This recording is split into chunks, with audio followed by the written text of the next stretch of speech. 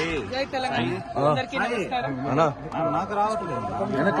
నేను గత 4 సంవత్సరాలుగా పడుతున్నటువంటి మనోవేదన ఆ స్వామివారి దయ వల్ల మరి కంప్లీట్ గా నేను ఏదైతే చెప్తూ వచ్చాను, సత్యం నా వైపు ఉంది, న్యాయం నా వైపు ఉంది, భగవంతుడు నా వైపు ఉన్నాడని చెప్తూ వచ్చాను.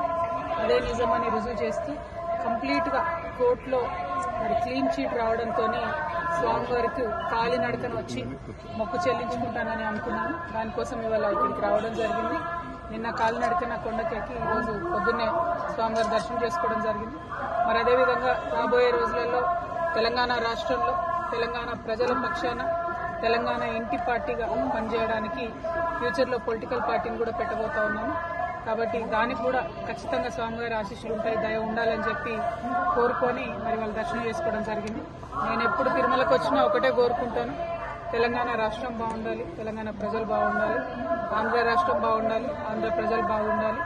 రాష్ట్రాలుగా మనం విడిపోయినా కూడా ప్రజలుగా కలిసి ఉండాలి, ప్రజలందరూ బాగుండాలని మనస్ఫూర్తిగా కోరుకుంటాను. అదే జరగాలని చెప్పి మళ్ళీ ఒకసారి ఆ భగవంతుని కోరుకుంటూ థ్యాంక్ యూ. జై తెలంగాణ, జై ఆంధ్ర. ఇలాంటి మరిన్ని వీడియోల కోసం మా యూట్యూబ్ ఛానల్ను లైక్ చేసి సబ్స్క్రైబ్ చేసుకోండి.